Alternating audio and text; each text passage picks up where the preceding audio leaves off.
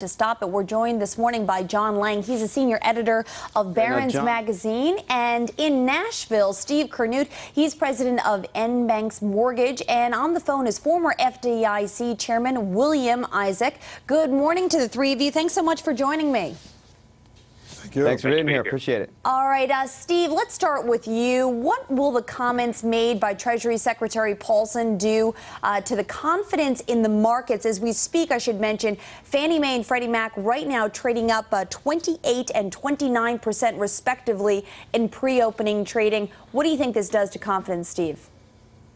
Well, it did what they intended it for it to do. The comments that were released yesterday were perfectly timed before the opening of the Asian markets, and overnight it did have an effect on the bond market. But this morning, with the futures trading up and with Freddie and Fannie up both, I think that this is obviously a vote of confidence by the market, but I don't think it's going to last. One thing that it has done for our business specifically is that we try to help our clients track where the rates are going to be and when to lock, and this is going to give some confidence to the bond markets, I think. And as you know, the 30-year fixed rates are going to follow the 10-year Treasury. So I think it's going to have a way of soothing the fears some. But the comments of Paulson in general have made explicit, as Peter said, the implicit guarantees of Fannie and Freddie. But the biggest thing that I think has happened is that now it's all the cards on the table. The quasi kind of socialism role that Freddie and Fannie have played in our economy for 3 decades is now sort of no longer a whisper, it's a shout. So it's out there. You know, John, we haven't had this many Sundays. I was talking to somebody this morning who said, when have you seen a Board of Governors meeting for the Federal Reserve Bank, the U.S. Treasury Secretary and the Treasury Department meeting, the FDIC making an announcement? I mean, we had a huge Sunday, in some respects reminiscent to mid-March when we saw the Bear Stearns collapse problem occur. Is this the remedy we need at this moment in time? Oh, you're talking with me now, Alexis? Yes, John. John Lang? Yes. Okay. I kind of feel that that there will eventually have to be a full-blown takeover. I think that these are preliminary steps that Treasury and the Fed are taking. This is an untenable structure. I think Paul Krugman in the New York Times put it pretty well, and I don't usually agree with him. But in the case that Fannie and Freddie make money, then it goes to the shareholders and mostly to the management. And when they lose, we, the taxpayer, pay. So I think that these are just temporary steps because I think that it's going to take over $100 billion to fix these guys up. Wow, that's a seriously big statistic or big figure. William, let me turn to you. You were the former FDIC chairman. Explain to me, you're in Sheila Bair's situation right now. You know, you just had to acquire, in essence, IndyMac, given the losses that are occurring there. There's a ton of banks that are on the watch list. What do you do next? Well, I think they've been preparing for this for months. This is not a surprise. As the economy has worsened, as the mortgage industry has worsened, it was only a matter of time before the number of problem banks increases and the number of bank failures increases. And they've been taking steps and building staff and getting ready for it. I would like to put it in perspective, though. We have, at last count, 76 banks on the problem bank list, and I think we've had 6 bank failures in the past year. In the 1980s, we had 3,000 bank failures, and at the end of the period, at the end of 1991, we still had 1,500 problem banks. So when you add those two numbers together, there were 5,000 banks in the 1980s that failed or were in serious danger of failing, and I don't see anything like that happening in this go-round.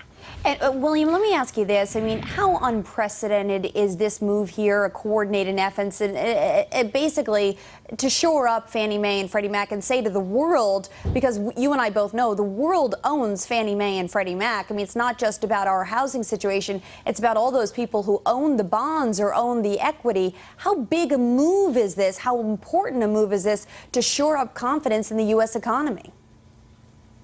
Well, I think it's very important, and it does remind me of the late 1980s when there was a complete lack of confidence in the old FSLIC, which insured the S&Ls, and to a lesser extent, a lack of confidence in the ability of the FDIC to handle the situation back then. And the Congress passed a full faith and credit resolution to say that it was backing those two agencies, and this is reminiscent of that, and not at all unexpected. I mean, I think these two agencies are critically important, and we really don't have a whole lot of choice but to get them stabilized.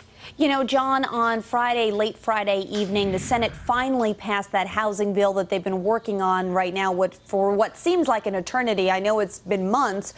What happens to that bill? Because part of that bill was about the legislation or regulation of Fannie Mae and Freddie Mac. Where does it go now in terms of the House this week and some resolution?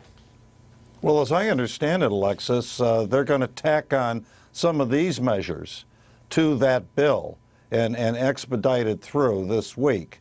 So, yes, one of the big problems with Fannie and Freddie is that they've been way too lax in their oversight of the institutions. And to the Republicans' credit, they've been trying to tighten this up absolutely for years, but it hasn't happened.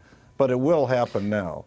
Steve, where do we go from here, and what do you expect the presidential candidates to say about this? Because certainly there are going to be more and more Americans today who wake up and say, we're going to be footing the bill for this problem. That's right, and I have to just make two quick comments. The first is that what John had said about it's necessary to pull this back public. I don't think that's going to happen. I think that pulling Freddie Mac and Fannie Mae into the federal government would, you know, as has been noted over the weekend, would double our national debt. It would send the dollar into a spiral that's even worse than it's in now. It would have all sorts of implications for commodity prices around the globe. I don't think that's going to happen. I think some of the moves that are happening now are like a halfway house between here and there. Now, as far as the political candidates are concerned, it's a fascinating question, because this, more than anything else that's happened in the last year of this crisis, really does polarize the candidates. It has the ability to elevate this economic discussion into a highly political one. For years and years, the fate of Fannie and Freddie has been debated, and it's fallen along the lines that are very traditional of the free market Chicago all the way to the Keynesian sort of regulators. And what we're finding right now is that we're going to have to, as a country, come up with a solution for this that satisfies all the different criteria that we have in front of us. We've always tried to come up with free market solutions, but Barack Obama is going to have to retreat to one end of the polar spectrum in order to galvanize his campaign, and John McCain's going to have to do the opposite. I mean, this economic crisis is going to become a massive political debate that's going to be played out in Washington, and it has huge implications for the next 20 or 30 years of what the housing market looks like. It's critical. All right. Well, Steve, John, and William by phone, I want to thank the three of you for joining us once again. And I do want to reiterate to our viewers that while we were just looking there at charts of Fannie Mae and Freddie Mac, both of those stocks were down 45% last week, but they're both up 28% and 29% respectively in pre-opening trading off of the news coming out this past Sunday. All right. Well, coming up, the deal is done. America's premier beer being